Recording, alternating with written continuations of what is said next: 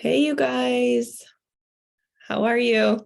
Eilers-Heffner, Sapphire Ambassador. So I think that, I don't know, I did not talk to Jamie, but after I tell you what I have to say, you're going to think I talked to Jamie. So it's kind of funny how it all works out that our calls flow together. So I just really felt like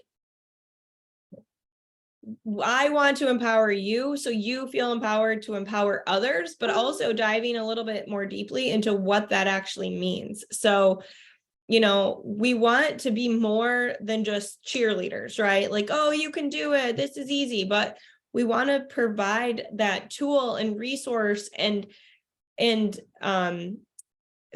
validation to people so that they know that they can do this business, that they can be successful. And we also want to empower people that they can be successful in taking their products and sticking with that change and drinking their water. Like that is kind of a big part of our job, is empowering others. And it's more than just encouraging, because encouraging can be this like cheerleader role, like rah, rah, rah, you can do it. But when we can say like, this is why, or I know you can do this. Like, how did it go today? And holding people accountable. When you're holding them accountable, that's more empowering than just going, you can drink your water. You can do it. It's okay. Figure it out. Versus, hey, how about you set alarms on your phone? Or how about you get a big glass and fill it 4 times? Or, whatever. And then checking back in with them. So you're holding them accountable. And so what we want to help people see is that we can make progress every single day, right? So every single day we're going to make progress. It's all going to come from action. So this is when people are wanting to start the business. Maybe they don't even know if they want to start the business or not. Maybe they don't know enough about the business. We are going to make action in our own life to build our business forward every day. And then we're going to help them to see that along the way too. Okay. So remember, persistence always wins. I don't know. I've told you guys this story before, but I did not want a dog. I'm like, I already have kids. Like, we have all this stuff. I just imagined a dog like pooping and peeing all over the place and jumping up, and just, I don't know. I just didn't have this like great feeling for wanting a dog. And Ella kept talking about wanting a dog, and Ella kept talking, and she got the other kids talking about wanting a dog. And then she got my husband looking at getting a dog. And then, so I got 5 people being so persistent about getting a dog. And I'm like, fine, let me, like, it has to be specific. And so my husband really, like, once he had any sort of little bit of okay from me, he was like, I'm on it. And he's researching, and he's like, what breed do we want? What would be good for our family? And he did all this research. And now I'm like, can I have 12 Ollies? Like, I love our dog so much. He is like my 5th child. It's like, can I have more? Can I get a golden retriever? Like, I want dogs now, right? And probably because he is a very good dog. And he's just so cute, right? So that helps a lot too. But anywho, that persistence always wins. That planted seed, that persistence. And it doesn't mean that we have to be on people like my kids were about getting a dog. Can we get a dog? Can we get a dog? Like, not like that. We're not going to be the dripping water on someone's head, but we are going to be kindly persistent. And we're going to paint this picture that these products and this opportunity is for them. Or maybe somebody starts the business and they're like, but I don't know what to do. Or they say they want to start the business, but I don't know what to do. Okay. So we're going to persistently pursue them and provide them with tools and information that they would need to feel more comfortable starting. So there is also this, like, sorry, I don't not mean to say that. Okay. So we also want to remember that in this business, we want to be working like a diamond, like now, like always. So we're working like a diamond. We're working like a diamond that is super successful diamond, like Celeste Gwen Diamond, who's still posting about the business and the opportunity and the products and how she's getting on Zooms and getting on work Zooms and doing all this stuff. Celeste Gwen has 0 reason to ever have to work a day in her life again with Plexus. She has enough residual income coming in with Plexus that she has, I don't even know how much makes, but it's got to be a lot of money, right? There's no reason for her to work, but she does, because she likes to work and she feels called that we have something here that can help change lives. And so why wouldn't you? Why wouldn't you open your mouth, right? And so there are times where I feel like we see people and we don't see all the years of work that they've put in, or we don't see all the work that they're necessarily doing right now, because we all see each other's snippets on social media, unless you're talking to your upline and getting coached and you're, going in the car for 3 hours with me and on a weekend, right, to Grand Rapids, and we get to like hear more of what's going on in the day-to-day life.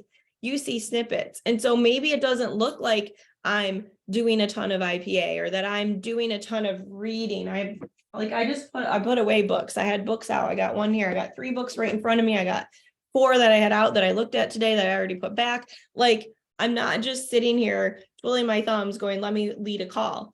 I am trying to delegate more and more to my children so that my mind can focus on my business, right? We talked about that. We've talked about delegating. We've talked about scheduling, all of that. But we want to remember that just because Fallon isn't posting 6 times a day about Plexus doesn't mean that she is not working. She is coaching all of her people, and her work has shifted because she does not need to be recruiting 20 people a month anymore. But what she wants is she wants all of her jewels, all of her downline to be in the position that she's in. And so that's what she is working on right now. Okay.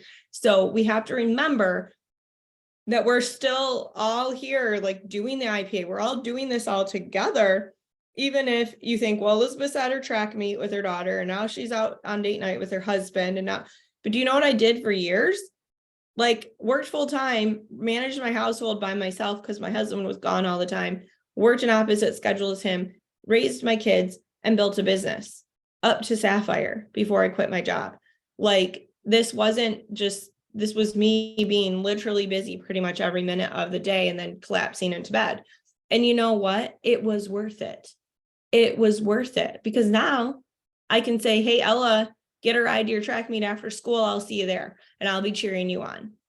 And I'm not going to miss a second of your races, even though she's only running a total of 3 laps tomorrow and I'm going to be there for some time, right? But it's worth it because I'm there to support her and to cheer her on. And so we have these payoffs to get up to that point. So I also want you to think too, like, if you stopped working your business, if you stopped talking about the products, if you stopped talking about the business opportunity for people, who is going to miss out? I think we've talked about this before. This is not new, but like, who are you not ministering to with this? Who's going to miss out on this opportunity because you give up and you walk away? There's going to be a lot of people that miss out, that don't have the health or financial freedom that they are longing for. And Jamie was talking about that, right? Like, we kind of have this moral obligation. We have this higher calling to help people. Jackie, Rochelle, Lauren, and I, we became physical therapists because we wanted to help people. Do you know how many more people we're helping right now than we did working a year in the hospital, or the 20 years that Jackie and I worked? Like, legit, it's this huge ripple effect. Staying focused. I'm here to say, you can do this. You can stay focused. You can set your alarm for 30 minutes and do your IPA. And guess what? Once you buzz through that 30 minutes, go do some chores, do what you need to do another 30 minutes, like, pound it out, like, stay focused. Don't get distracted by all the shiny things. We're not here to be social media influencers, because what can happen with that, there's a lot of issues with social media. Cody covered that last week.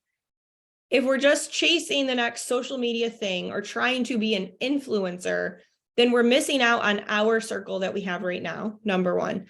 And number two, when Facebook, Instagram changes what an influencer looks like, then you're behind the 8 ball. Number three, even if you have people recruiting because you're an influencer, you don't have a relationship with them.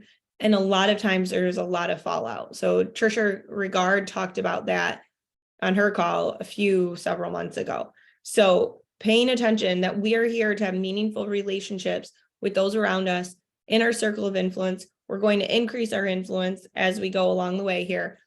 and we're going to make things happen, but stay focused. Don't chase all the shiny things. Do the things, do the systems we have in place. Talk to people, add them to Gut Health and Happiness, handle objections, ask them about Candida, ask them about their goals, ask them if they've thought of having a residual financial opportunity before. Ask questions, get curious. I'm going to say that probably a lot. So we don't want to look and go, oh, so-and-so over here. Oh, so-and-so over there. We talked about this I did this call a while back. So some of you are probably new, but okay, my daughter's running track, right? If she's so worried about these people next to her and around her and behind her, and she's paying attention to them, they're past her. They're gone. Stay focused, stay in your lane. You run your race. You do your things. You stay on your finish line. You get that baton to your teammate. That's your job, not to look and see, well, how high are their knees? Well, what are they doing? How far did they jump? No, we stay focused on staying in our lane. If you're having trouble to know what to do from day to day to day, that's why you have us. That's why you have coaches. That's why you have an upline. We're here to help you.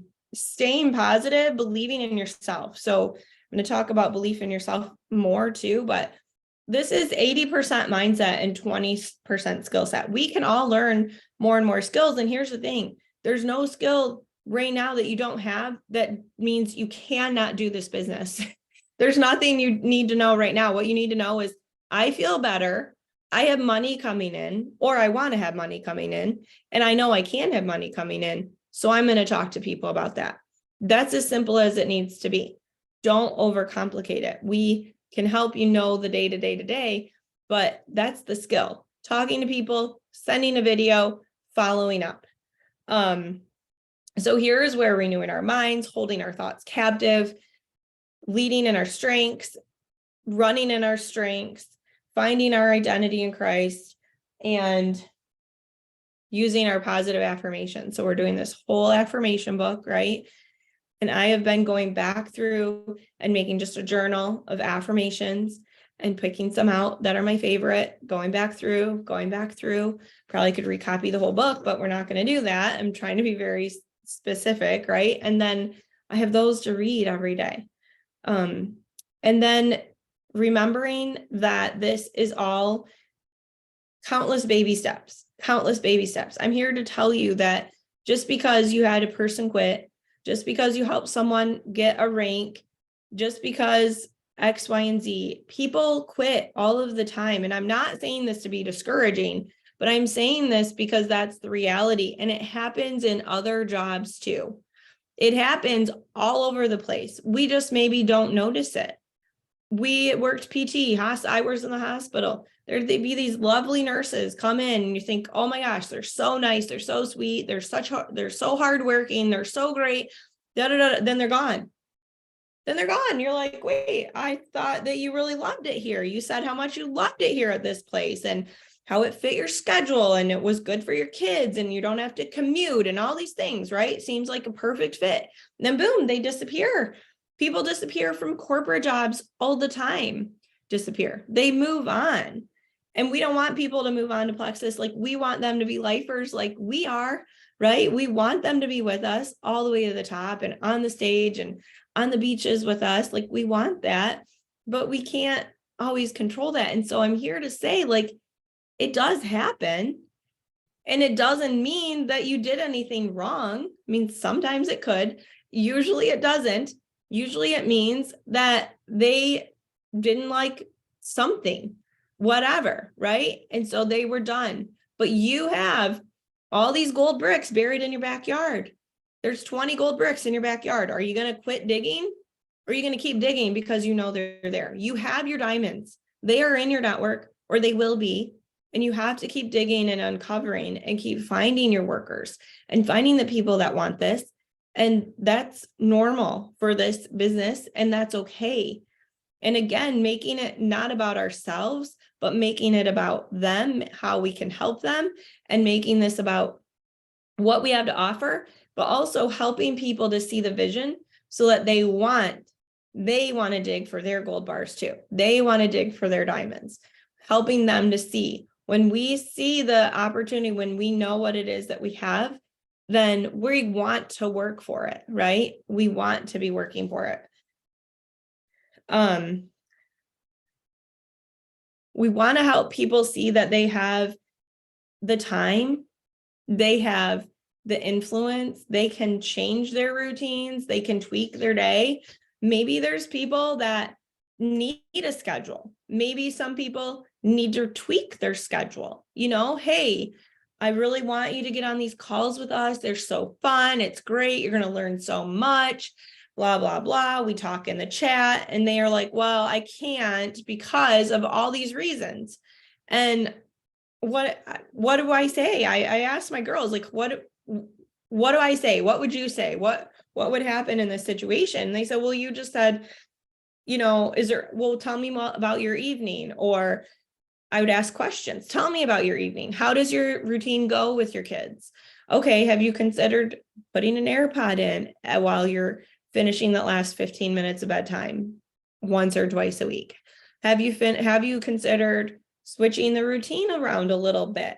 Have you asked your husband for help? Like, whatever, your husband's not home. Oh my gosh, I get it. Ella and I used to put the other 3 to bed. She was like 7, 8, 9, 10, I don't know, somewhere in there. And so she knew her role. She helped Emmeline. The boys, I helped the boys. And then she'd wait in her bed. And then I would go tuck her in. And then I'd fall asleep on these calls with my daughter. And then they'd be like, whoever's leaving call, I'd be like, hi, Ella, is your mom sleeping? And she's like, yeah. You know what? I did the best I could at the time, right? I did the best that I could, but I prioritized it and I made it happen. Didn't always fall asleep, just sometimes. And so I made it happen for the time, for the season I was in, right? And that's okay. We can still make things happen. But asking people questions, tell me about your evening routine. Tell me, would you like to get on these calls? You want to be a diamond, you want to go to the top. Like, well, yeah, I want to be on the calls. Okay, tell me, maybe we can problem solve it. Are you open to chatting about how we could problem solve a way to get on the call? Oh yeah, let's talk about it.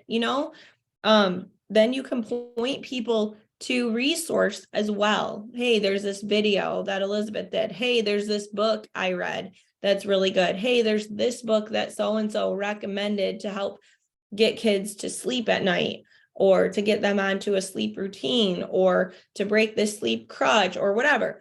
And it's really nice when we can help people have resource and books and things that they can refer to, versus us saying, well, this is what I did. I mean, you can share that too, but when we can say, this is the book I read and this was really helpful and this is why, then they feel empowered to go figure out for themselves if that's something they're even interested in pursuing.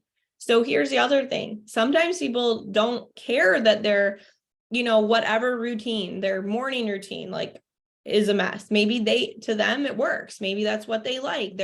They still function. They still get their IPA done. So that's a non-issue, right? But if they come to you and say, I just can't seem to get up before my kids, I can't seem to get into a good habit in the morning, then you can say, well, do you want to problem solve it? Yeah. Okay. Let's problem solve it. Okay. Then you can talk about that with them or point them to a resource. Maybe their husband's not supportive. That's okay too. I mean, yeah, we want our husbands to be supportive of this, but sometimes husbands really, really need to see some income coming in, or they need to see us earning prizes, or they need to see what's happening before they get some buy-in. And I think that's okay, because they want to protect us and they want to protect our time and they want to protect our family time and they want to have time with us too, right? So here's a recap. Don't ignore your husband to work your Plexus business, but show your husband that it is also important to you. And remember, like, some of you may be still in this stage where you're really building a lot. And so you might be spending an hour on a call and 30 minutes doing IPA and 30 minutes in some personal growth. And he's going, you just spent like all this time and you made, whatever money, but just wait. Like, keep doing that consistently over time. Give it 3 months, 6 months, a year, a couple years. Then your husband's going to be happy with your paycheck. He's wait, what? We can go on vacation with that one paycheck? Oh, we can pay off that credit card with that one paycheck? Okay. Okay. So again, we're playing the long game here. Okay. And then I said this to someone today. I said, you got to quit people pleasing and say yes to those promises that you have to yourself. And everyone's going to take you more seriously. Number one, I left that part out, but read, if you're having trouble keeping promises to yourself, the book to read is Girl Wash Your Face by Rachel Hollis. It's on Audible, I believe. It used to be on Audible. And she really does address, now take her old, newer stuff with a grain of salt. I will say that, that's my disclaimer, but her old stuff, the Girl Wash Your Face book, has some really, really good points. And I think especially as women, we're very good at going, okay, yes, okay, yes, okay, yes, okay, yes, to all these things, to our job and our husband and our siblings and our mother-in-law and our mom and, you know, our best friend. And oh my gosh, all these people need my help and everybody needs me.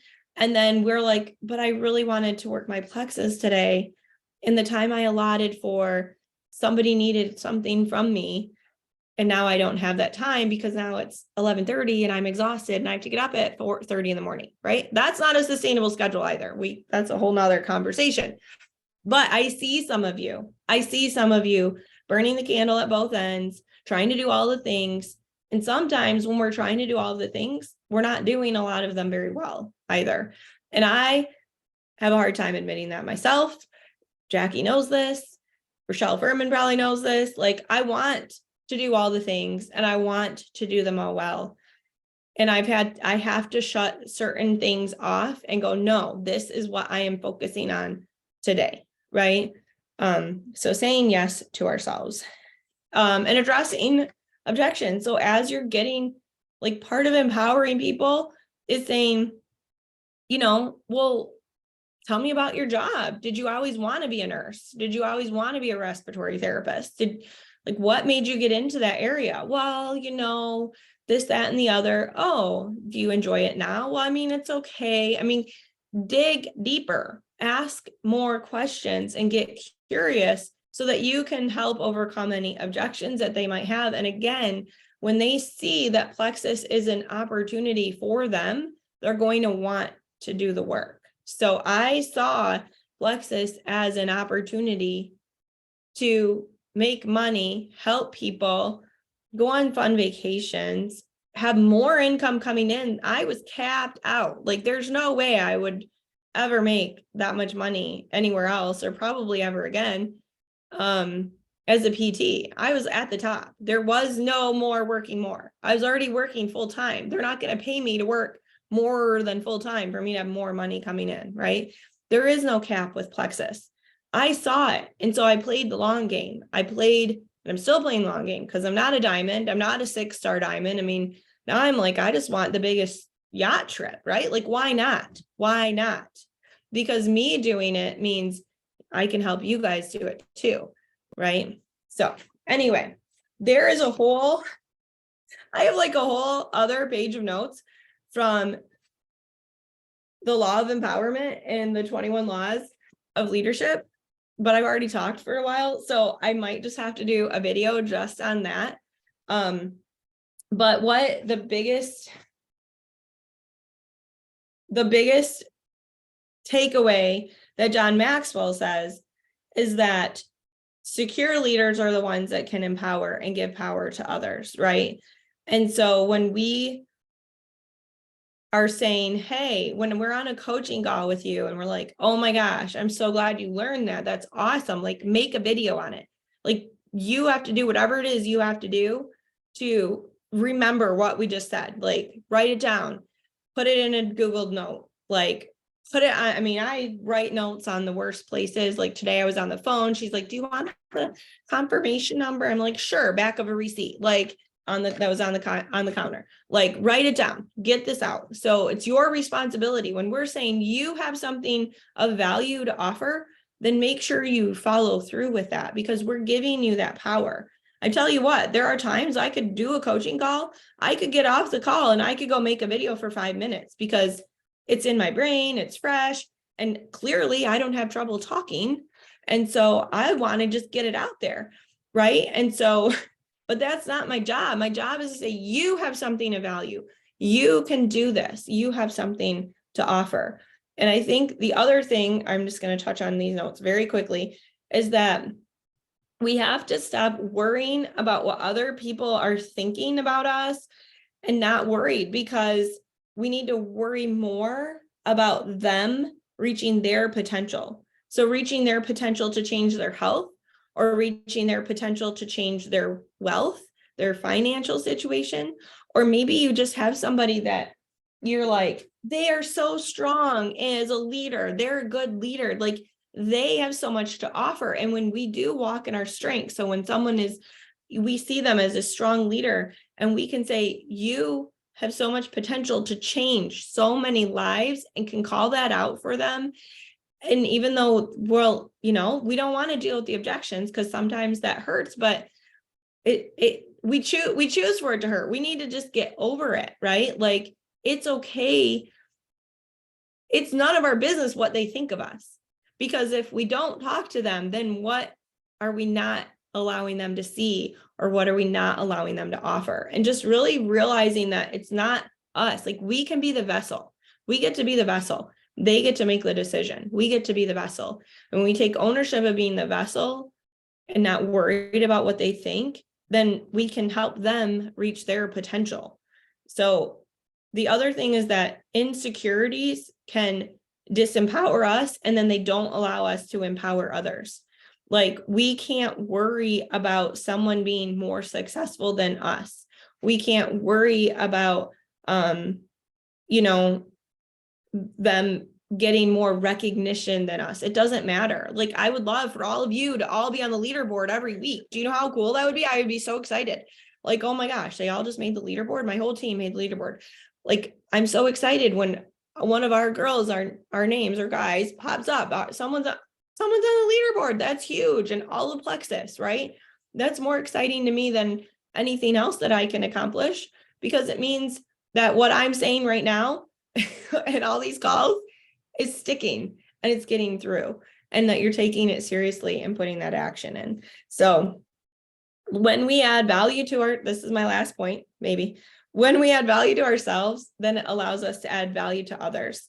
And so this comes in from renewing our mind daily. Like, God says that so many times in the Bible, like, renew your mind, renew your mind, renew your thoughts, not once, but multiple times. So renew your mind, learn something. It could be that you're learning about the history of feminism or something, right? But you're learning. And so then you have something to offer to your audience, and that's empowering to you, and it helps them see that you care about them, and it helps us develop our own self-worth, right? So keep perspectives in check, look at the bigger picture, look at the long game, and just go for it. So anyway, I might still have to make a video on empowering, or we might just have to do this book at some point this year, hint, hint. But anyway, thank you guys for getting on, and I appreciate your time. I know that 2 calls is a commitment, and I appreciate your commitment, and there will be payoff in that. So